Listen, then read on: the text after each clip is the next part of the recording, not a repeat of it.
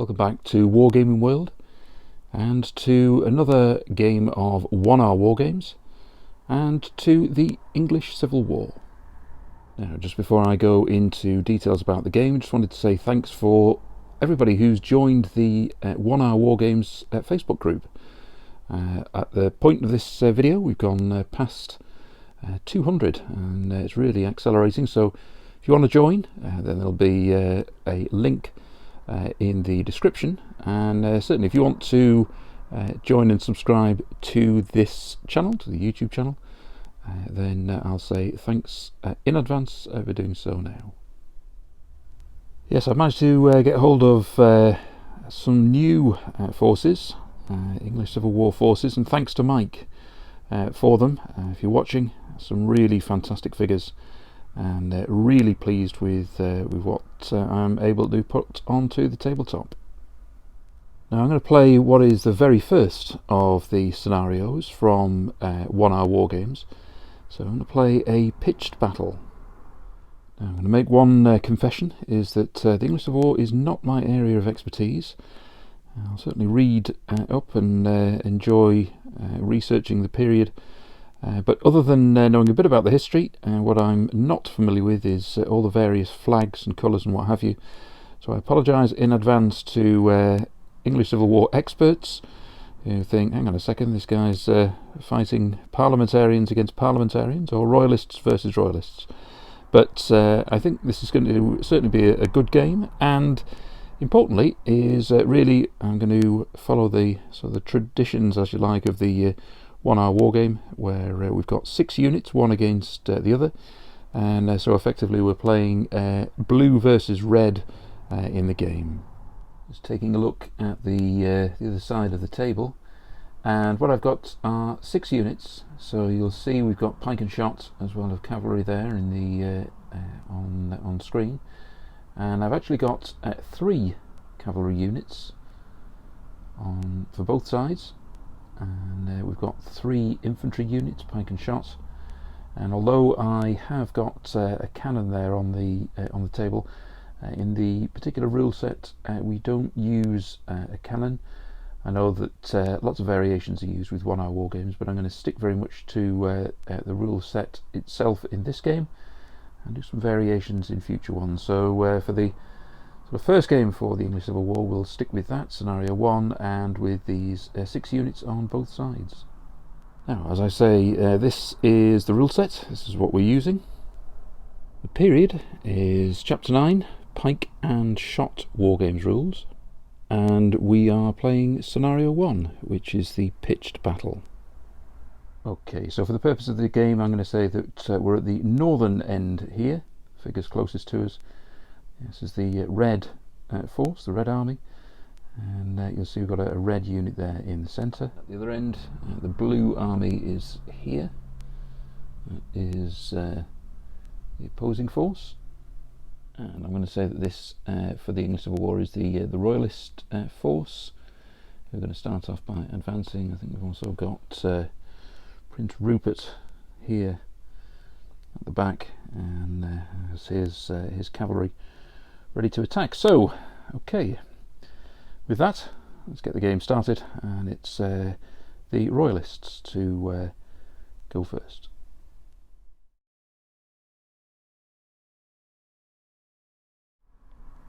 Okay, so I've done turn 1. Let's have a look at the Red Army first, that's moved first, or the Royalists. I'll stop calling them the Red Army.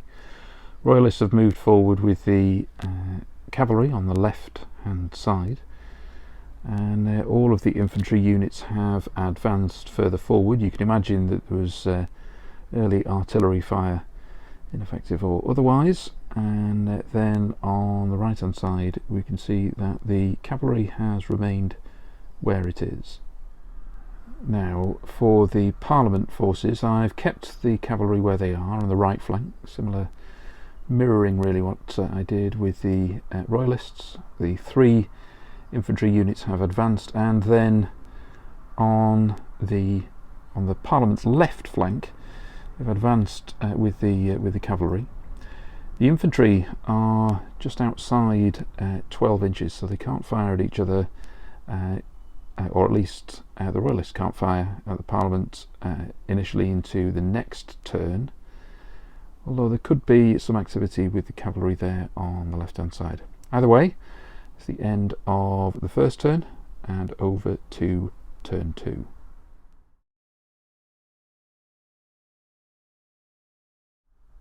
Now, Royalist in turn 2. I've moved 2 of these units further forward. Haven't moved the cavalry on the left hand side yet, and I also haven't used this infantry unit because what has happened is that I've charged with the cavalry here on the right hand side and engaged, so we need to see what happens from hand to hand fighting. Okay, so we'll work out the impact of that. When we do the calculation, it's only the initiated by the turn or the force whose turn it is, I should say. So it's first of all we've got the Royalists in this one. You'll notice actually that in terms of where I'm throwing the dice into, I haven't got an English Civil War done. I've got lots of various different things in terms of the Zulu War or Vietnam or what have you. I'll have to get one done for the English Civil War, I'm assuming. So let's do that. But the impact so far is just 2. Right, I've moved the cavalry close enough for the Parliament forces to charge them if they wish next time. And the only other thing on the table here is this particular unit, and I've left them where they are, potentially as some kind of reserve depending on what's going to happen in this activity on the Royalists' right flank. So finished with the Royalists, over to the Parliament. I'll roll for that cavalry conflict taking place over there, and I'll also see what these units do, including potentially some firing. I'll roll for that cavalry melee that's taking place, only the 1. So over here, 2 plays 1. Right, so in the centre, the 2 Parliament units there, green and yellow, and I'm going to fire. And I'm going to fire both of them at this red unit. Now, I think both have the suitable arc of fire to be able to fire at this unit. Now, one thing we've got to remember is that we'll roll 1d6 to have casualties, but I need to roll another dice. If I roll a 1 or 2, the unit will run out of ammunition. So let's start with the unit with the yellow flag and go from there. Casualties. That's 3. Does it run out of ammunition? No, it doesn't. Second unit. 1, so that's 4 in total. Does it run out of ammunition? No, it doesn't. Further across, I've moved this blue unit further forward. It's going to be within range of that unit in the next turn. But the next thing I need to do is have a look and see what I'm going to do with this cavalry. It's a bit too tempting not to charge, so they charge, and the Parliament hit into the Royalists, so I need to roll 2 dice. Left hand side, just the 1. Right hand side, 1 again. So at the end of turn 2, you can see that this is what the table now looks like. It's cavalry engaged on the left hand side of the Royalists. In the middle, we've started some firing. 2 infantry units moving towards each other, and more melee on the right hand side. So we turn to turn 3, and it is the Royalists who will go first.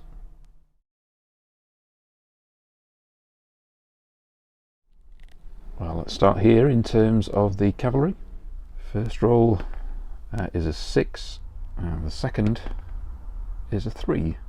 That's rather more effective. So over to the infantry, and the 2 units here are going to fire. Rather than firing at one target, each will fire at the opposite unit. So we've got these 2 units, and then I'll also mention this one here, the 3rd, will also fire at that blue Parliament unit. Also have to roll and make sure that they don't run out of ammunition. So on the left hand side, 3, 1 or 2, it'll run out of ammunition, and this one does. So the second unit, first fire is just the 1. Does it run out of ammunition? Yes, it does. Finally, on the right hand side, another 1, and does it run out of ammunition? it does as well. So that's not awfully great for the Royalists. They've obviously not had good preparation, and although there are some casualties across to these Parliament units, suddenly the game looks rather different. Last thing is the fighting on the right hand side, and that's a 6. So the casualties here over to an 8, above halfway for the Parliament. However, it's the Parliament turn, both fighting with cavalry, and we'll see how these 3 units can fire, based on the fact that now these units are going to have to get into hand-to-hand combat. Just going to roll over here first of all for the cavalry engagement. Left hand side again, just a 1. Second unit, that's a bit better, that's a 6. So for these two, that'll go up to 2 and 7 respectively. Now these 2 Parliament units have been firing at this red unit, so it'll continue to do so. First is a 2, they run out of ammunition. No they don't. Second unit firing is a 1, they run out of ammunition. Yes they do. So this unit is up to 7 casualties, but this one opposite in the middle, that has now run out of ammunition. The last unit over here, I may as well take advantage of the fact that it can fire, and it will fire at this unit.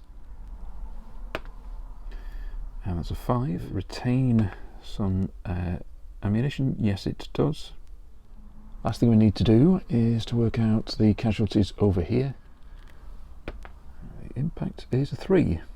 That unit goes up to 4. Right, well at the end of the turn it's really obvious what's going to need to happen now is that the Royalist infantry, as it's now out of ammunition, needs to advance and engage with the Parliament. See if we can get close in this turn, and then we'll continue with the fighting with the cavalry on both flanks.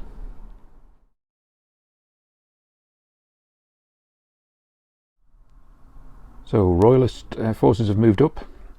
They're not near enough to engage, and the Parliament, when they fire, it's the 2 units either side that can still fire. The one in the middle has run out of ammunition. Just need to sort out the cavalry activity. So we'll start over here on the right hand side. So that's a 2. That takes us up to 10. Over on the other side, let's start on the left hand side. 4 takes that unit up to 10. Over on the other side we've only got 3 so far here, plus we've got 6, so that's up to 9. Halfway through this turn, I'll pass over to the Parliament. Start with the fighting on this side, and first of all the left hand side. Got there 3, so that unit goes up to 5, and it's 7 on this one, so let's see, there we go, just the 1, so it's up to 8. And over here this unit's going to fire actually for the first time at this unit in front of it. Just 1 for casualties. And does it run out of ammunition? No it doesn't. In the centre these 2 units are moved into action, so let's see how they go on. So we just calculate at this stage the impact of the Parliament forces, their turn. And it's a 2. That unit already has 7 for casualties, so it's up to 9. On this side again we'll have firing, so firing at this unit who already have 5. Another 5 takes it to 10. And do they run out of ammunition? No they don't. Finally we've got melee on that side. And that's 4. That takes this unit up to 8. At the end of that turn I think we're right into the thick of things. I know these 2 units are going to move into melee shortly, and then we'll have a whole line of pushing back and forth, and we'll see what happens in terms of which units begin to break and put to the game.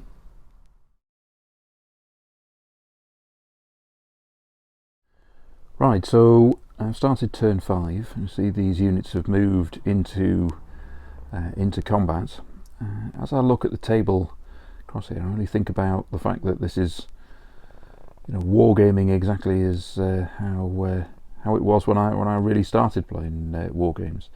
You know, pretty simple, pretty straightforward, and we now get to a point where we're just rolling to see who takes who takes command of the battle. As I look really in terms of this activity here, we know that the Royalists have already taken quite a lot of casualties, and might well be that this infantry begins to break through. I'm interested to see what happens on the right hand side with this cavalry, and again over on the left hand side. So got to an interesting phase of this battle, so let's work out what happens with the fighting. Let's start over here on the left hand side. Now the first Parliament unit there is on a 10, so if I roll a 5 or a 6, then this unit will be removed. It's only a 3, so it's up to 13. It's on a 9, so if I roll a 6, yeah, the same thing could happen. Just a 2 though, so it's up to 11. So now we've got 3 infantry activities, or infantry melee, pike, pushing against pike. First of all, first impact is a 3, so that unit there on the left hand side is at 6. In the middle, that takes 4, so that goes up to 5. Third, which is this blue unit, just the 1, so that only goes up to 2 in total. Finally, on the right hand side here, we've got this cavalry action. This unit is on 10, so again 5 and 6 will remove it, and it is a 6, so it's the first unit being removed. Now if I think back to WRG rules, you'd have A-class Royalist cavalry now belting after the Parliament as they routed off the board, so you'd perhaps lose your own cavalry for a long period of time. But with this, that's the end of the Royalist turn, and so we turn now to the Parliament. I'll swap my red dice for a blue one. Roll for the casualties here. So for the first unit is on 5, second is on 8, so can't get rid of either of them, but let's see what happens to the first one. First is a 5, which takes it up to 10. Roll for the second, 3, which takes it up to 11. Roll for the 3 infantry. On the left hand side is only on a 1, but then we've got a 9 and 10 with the units here, so we might see infantry disappearing. Unit on a 1, we get a 5, so it's up to 6. 6, the unit in the middle is going to disappear, and I do, so that infantry unit in the centre now is removed. Same with a 5 or 6 on the other side. That'll be the end for that one. It's a 4, so it goes up to 14, but it means it's almost about to go. Well, that's the end of turn 5. We've got cavalry on the right hand side for the Royalists, but unfortunately in the centre the infantry has broken. We're going to get the same next to it. Here, this unit here is on 14, so in terms of the situation, it's very much going to go towards the Parliament on the left hand side. We've got the Royalists getting the upper hand, and so it's interesting about where we might go from here as we go to turn 6.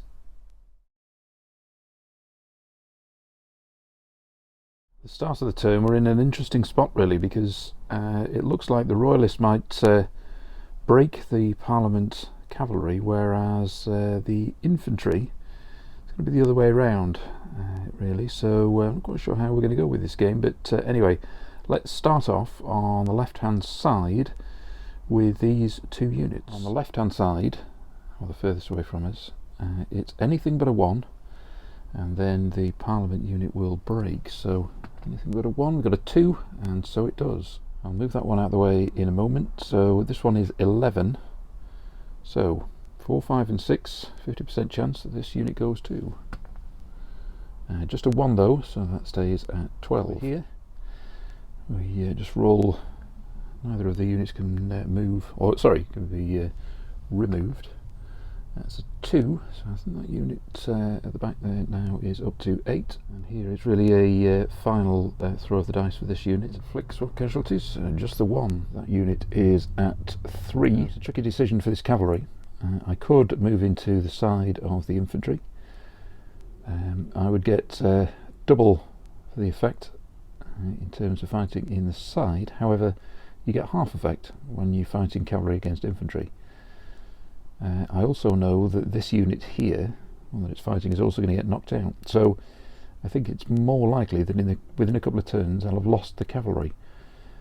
So I think what I might do is simply withdraw with them and have an option for them.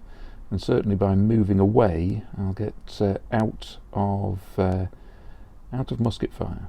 Right, so I've wheeled around the centre and then pulled away. I'm also conscious that I might have cavalry which loses over here as well. So that's the end of the Royalist activity. Over to the Parliament. Now over here, again, roll of 4, and we'll lose the cavalry unit. So what do we get? And a 6, and yes, that's removed. Right. So that's 1 unit down each on this side with cavalry. Just got this infantry here, and it's on 6, so we'll see what damage it gets. 5, so that takes it up to 11. Now I've wheeled around the centre. I'm not close enough to make contact, but they will in the next turn. And here this unit's on 14, so I know that this unit's going to be removed, so I'll have to take that off. And I think really the Parliament infantry is just going to overwhelm this situation.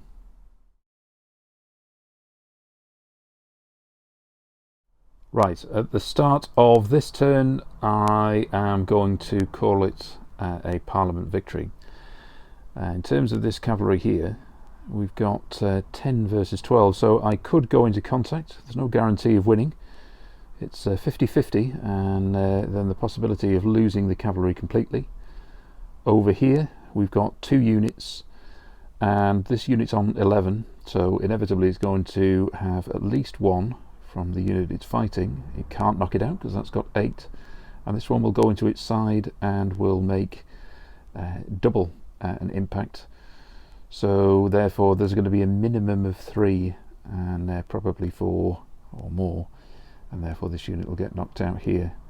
And over on this side, this blue unit still has ammunition, and therefore if we were going to attack with the cavalry, it's not necessarily a good idea. So I'm going to say that I'm going to finish the game here, and the cavalry will withdraw, and whatever's left of the infantry, and it is a Parliament victory. And so just leaves me to say thanks very much for watching. Hope you've enjoyed the game. Thanks again to everybody who has joined the 1R Wargames fan group, and if you want to do so, then just click on the link in description. And indeed everybody who has supported this YouTube channel. I'll play more games of this. I've also got a Napoleonic set as well that could do a 1R war game to start that off, and do other English Civil War games with some perhaps some variations as well. So I'll have a plan and a thought, and if you want to come back and make any suggestions, then please do. So finally, yeah, just to say thanks very much, and we'll see you soon.